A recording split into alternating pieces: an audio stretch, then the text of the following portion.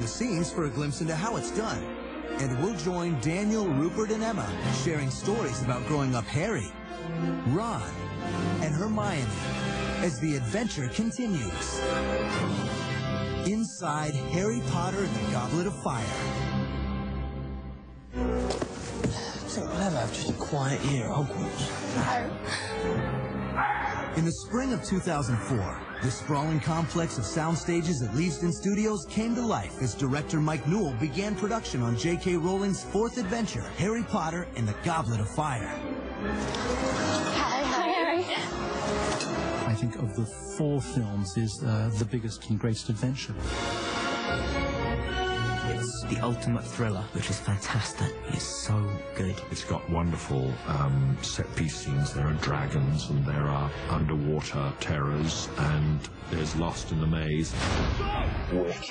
The world is beginning to expand, and we get a real sense of just how large the Wizarding World is. There are lots of new characters introduced. And this strapping lad must be Cedric, am I right? Above everything else, there is the appearance of the true villain for the first time, actually, in his own self.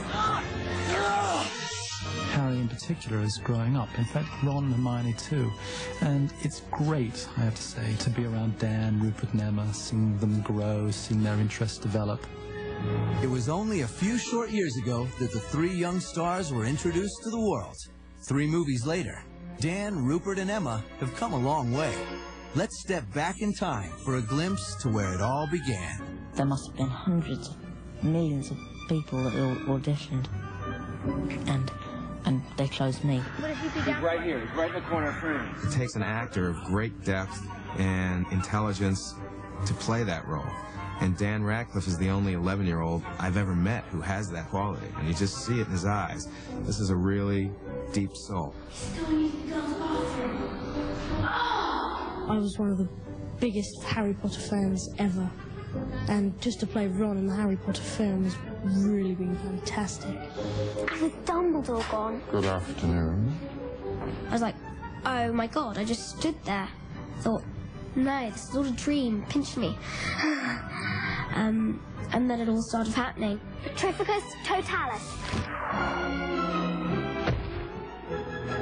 It's all a little scary sometimes. We tested a lot of kids, and once we saw these 3 kids on screen together, we realized that there was an enormous amount of chemistry between them, and we thought, these are the kids. Harry's first year gave way to a second, and the Chamber of Secrets revealed its deadly mystery. Harry and friends grew up, and so too did the stars of the movie. I was watching Dan and Rupert standing there, and I thought they don't stand like wee boys anyway. Really scared down here. It's fantastic. You guys just naturally landed outdoors. It's great. Me, Rupert and Emma and some of the other kids have developed really strong bonds now as well. What's going on? What's happening? Second year became the third. Harry confronted the evils of Azkaban, and a new director took the helm. Harry Potter, and together with his friends there, growing up. Go for it! Yeah? Cool. We're the same age, practically at the same time. So I think we're experiencing a lot of the same feelings, and so I think I can associate with them, really. The relationship between 3 kids has changed. They're much older, and that really shows in all sorts of different ways. They're teenagers, and I think there's sort of an ongoing stress. A lot is put on the relationship between the 3 of them, and they really rely on each other. Now, in the 4th and biggest adventure to date, Harry and his friends are children no longer and facing greater challenges than ever before. The stories are becoming more complex, darker, and the kids are at an age where they're taking on much more. They can comprehend a great deal. The task is 2 days from now. Really? I had no idea. At over 730 pages, The Goblet of Fire was J.K. Rowling's longest book to date, big enough for 2 feature films. The filmmakers narrowed the focus of their narrative. There was one side of the book which you could string the pearls on, which was the thriller side of the story. What is it I'm seeing when I dream? What do they mean? It's a nightmare come to life. Voldemort, the Dark Lord, who was cast down 13 years ago, has been revived by his dark followers. You don't see him, but you see his hand. He's in a chair at the beginning. You just sense his presence in a big armchair. There is a terrible, murderous plot, but you don't know what it is. As if in warning, Harry's scar screams in pain. And when I woke up, my scar was stinging.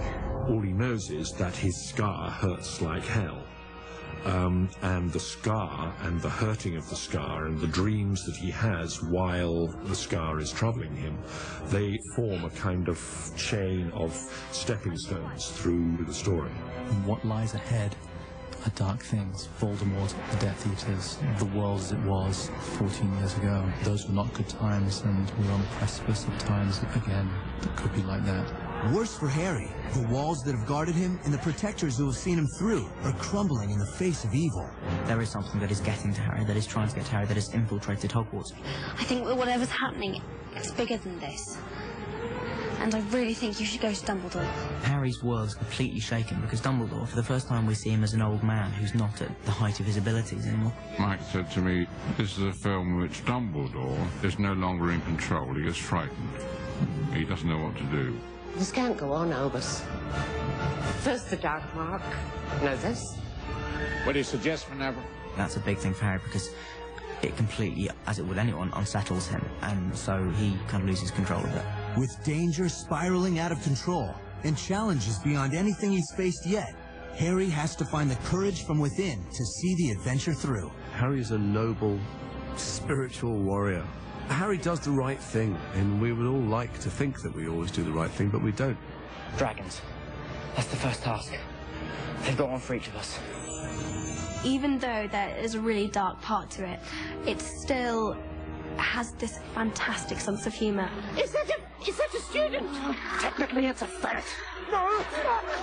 To capture the balance between the suspense and the humor, producer David Heyman enlisted veteran director Mike Newell. You're trying to go back. Oh, you bloody do! Okay, well, there's got to be some physicality in it, realise. He is amongst the foremost directors of actors, and it's important for us to keep the kids challenged, to maintain the high standards that have been set by Chris Columbus and Alfonso Cuarón, and to build on that. And we thought that Mike Newell was the right person to do that. And then? Then all you do is that and that. He's very, very English.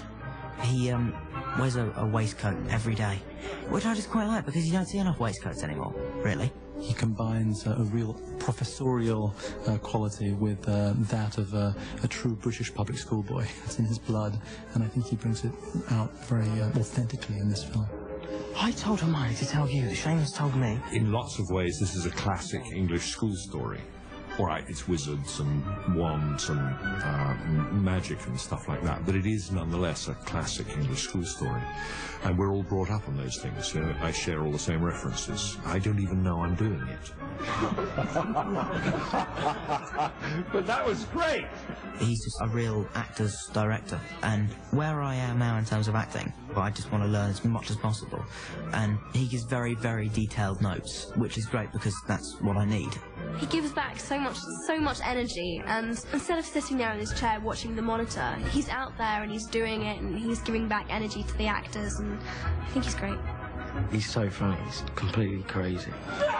Once in a while, it was really worth being a clown in front of those people, because there's no point in me being an authority figure. You don't get anything out of people that way. He treated them very much as equals, but he also, he treated them as actors. He was the director, they were the actors, and he was treating them as partners in the process, but he was very much the taskmaster and encouraging them. He saw in them what they could achieve and really elicited the very best from them.